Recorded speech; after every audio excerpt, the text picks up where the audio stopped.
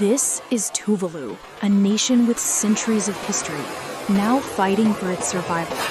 As sea levels rise, homes, memories, and entire cultures are being swallowed by the ocean. But this isn't just their problem, it's ours. With half the population desperate to escape, a controversial climate visa offers hope, but at what cost? Who gets left behind when the land vanishes? From sinking islands to raging wildfires, the clock is ticking. How we respond now will define the future of millions. The question isn't if, it's when. Imagine an entire nation. You know, a place just vibrant with its own culture, its own way of life, and it's slowly being swallowed by the sea. This isn't some, sci-fi story. It's real. It's happening right now to Tuvalu, a tiny Pacific island nation. Their islands, these low-lying atolls, they've already seen sea levels rise, about 6 inches in, the last 30 years? Yeah, that's 1.5 times the global average. It's happening much faster, though. Exactly. And the projections, they suggest another 6 inches, maybe by 2050. That could literally submerge the entire country. It really puts the question beyond if and squarely into when. When does the land actually disappear? So, yeah. Faced with something so existential, how does a whole nation, its people, its culture, even confront that? The inevitable. And, what kind of solutions are they forging? Maybe things we haven't seen before. That's what we're diving into today. This huge challenge, it's led to something pretty groundbreaking. A first-of-its-kind climate visa between Tuvalu and Australia. It's quite a development. Really speaks to the urgency, I think. It does. And what's really striking is the immediate impact this escape route, as you might call it, has had. So the deal allows 280 Tuvaluan citizens each year to get permanent residency in Australia. It's selected by a lottery. A lottery? Yeah. And the response, it's been overwhelming. Since it launched, nearly half of Tuvalu's population, that's around 10,000 people total, have already applied. Half the country. Half the country. Think about that for a second. Half a nation already looking for another home. And for those who get the visa, the benefits are, they're substantial, indefinite, permanent residency in Australia. So they can live, work, study. Exactly, indefinitely. Wow. Plus access to Medicare, childcare subsidies, subsidized education. And eventually they can apply for citizenship, even sponsor family members later. Okay. It's really set up as a comprehensive support system for starting over. That's just astonishing. Really brings home the pressure people must feel when their land is literally vanishing. And you said this move by Tuvalu and Australia, it's not just an isolated thing. Points to something bigger.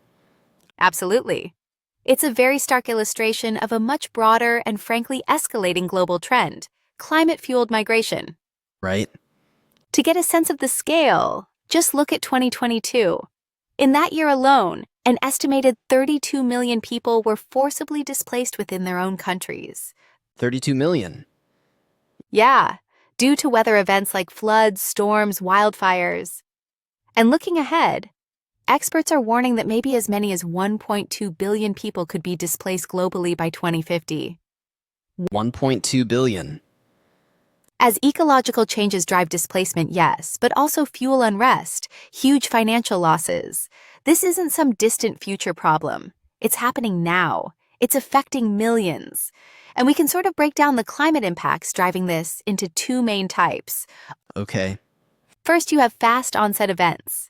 These are the distinct, rapid things, sudden droughts, intense storms, flash floods. They happen in days, sometimes hours. Like a hurricane hitting. Exactly. And they usually cause short-term displacement. People might leave, but they often hope to return once the immediate danger is gone. But then you have the slow onset events. These are gradual changes happening over years, decades even, like the sea level rise in Tuvalu. Precisely. Rising sea levels, yes, but also rising average temperatures, ocean acidification, soil getting too salty to grow crops, land degradation. These slower, persistent changes, they're much more likely to drive permanent migration. They fundamentally change the environment, sometimes making it just permanently unlivable. Right? Think about, the village of Tebunganako in Kiribati. The whole community had to relocate because water just slowly took over their island. Eventually, I think only a church was left visible sitting in the water. Wow. Or, maybe closer to home for some listeners, East Island in Hawaii. It was a key wildlife habitat, disappeared underwater after a Category 5 hurricane hit nearby. These aren't temporary setbacks. They're permanent losses. That distinction, fast versus slow onset, that seems really crucial. And it sounds like these shifts are putting immense pressure on our, existing international rules and laws. So how does international law actually dealing with this completely new kind of displacement? Especially when, like you said, whole countries might just cease to exist. Who protects these people? That is exactly where we hit a major legal gap. A void, really. People fleeing climate change, they aren't typically seen as refugees under the main international agreement, the 1951 Refugee Convention. Why not? Well, the core of the reason is that states, they guard zealously, that's the phrase often used, their sovereign right to decide who comes into their territory. And the convention was really designed for people fleeing persecution, political, religious, etc., not environmental change. So it's a different kind of threat. Okay, that makes sense. A gap. But we are starting to see some really crucial developments legally and policy-wise trying to address this gap. For instance, there was the Io and Taitiawata versus New Zealand case. The UN Human Rights Committee actually ruled that governments can't send climate migrants back home if their lives are threatened by climate change impacts. That sounds significant. It was. A landmark acknowledgement, really, that climate change poses a serious threat to the fundamental right to life. And there's also the Global Compact for Safe, Orderly, and Regular Migration, the GCM. It explicitly mentions the need to address protection gaps for people displaced by climate change. So steps are being taken, but the overall legal picture is still fuzzy. Still evolving, exactly. What's also interesting is looking at why countries decide to act on climate migration.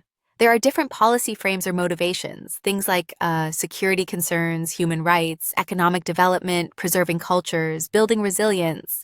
So different countries might prioritize different things. Precisely.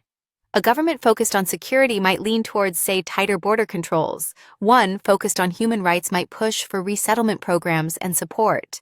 These frames shape the policy choices, and we're seeing governments enact a few main categories of policy responses. One is mobility control. Like the Australia-Tuvalu visa deal. Exactly.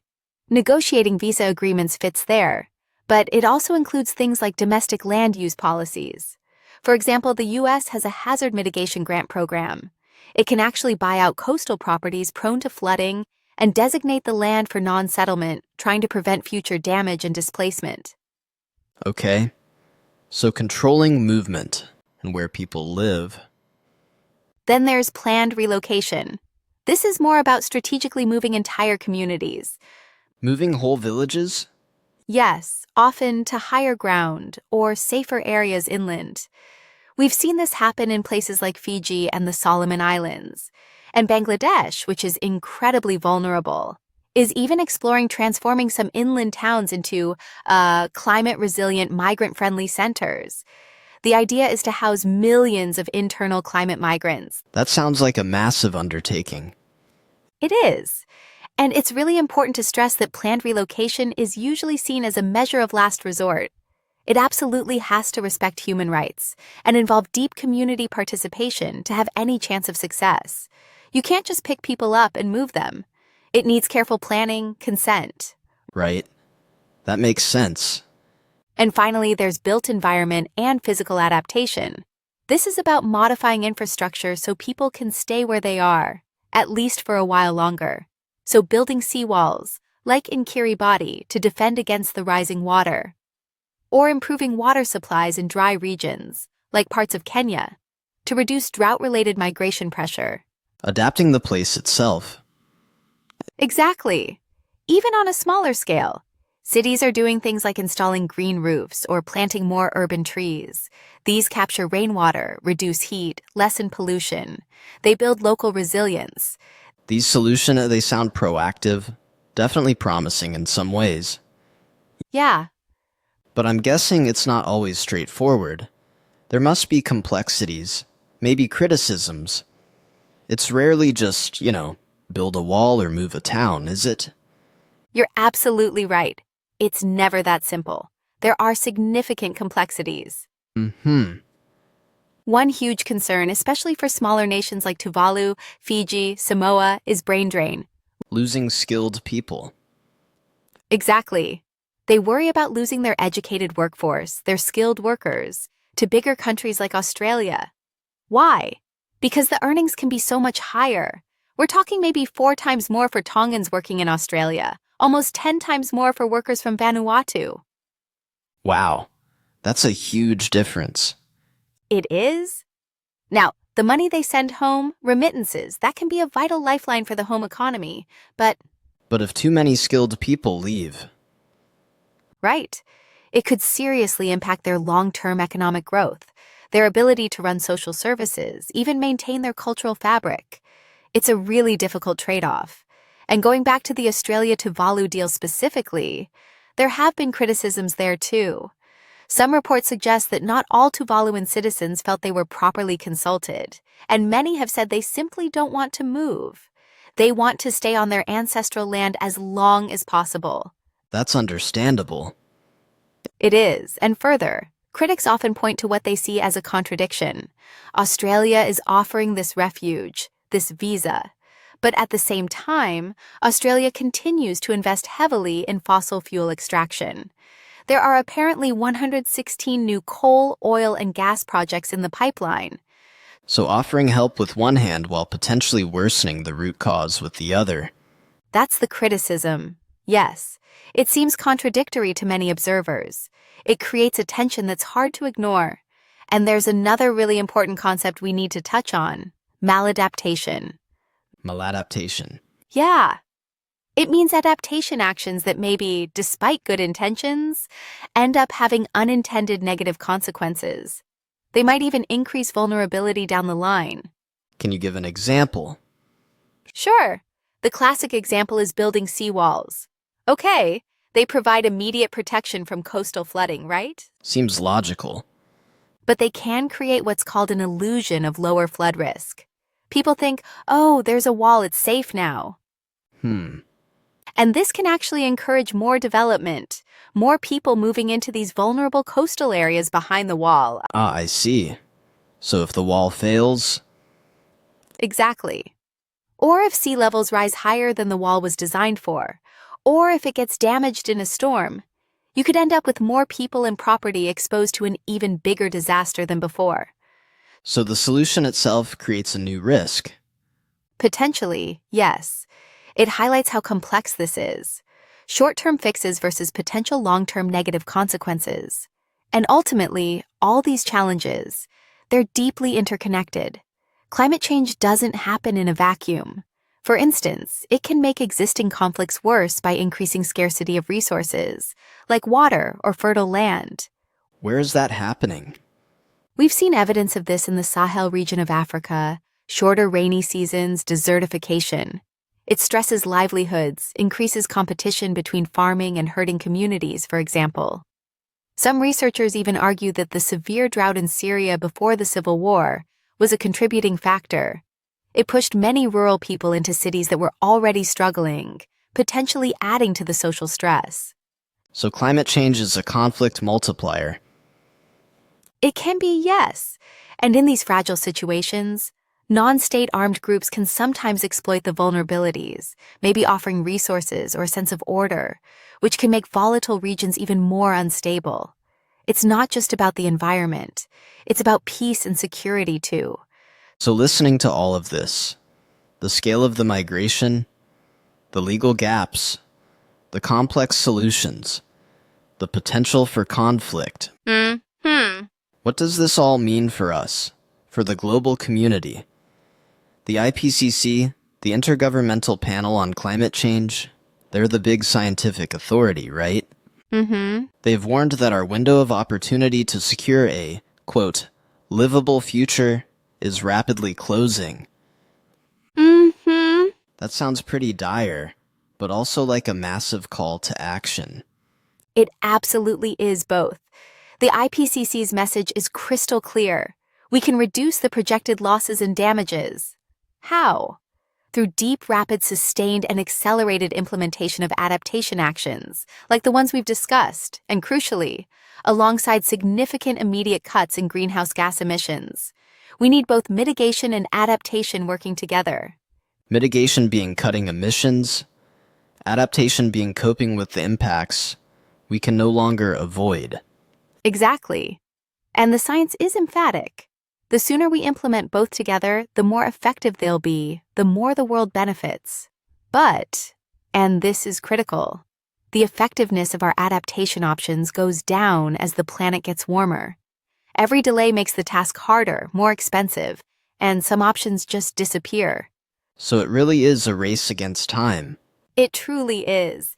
Every fraction of a degree matters.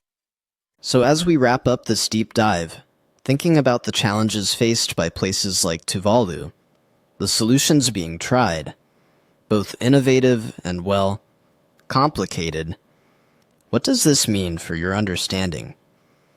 Listening to this of our global responsibility, especially when you hear experts warn that really, there are no climate havens. No country will be completely untouched by this in the long run.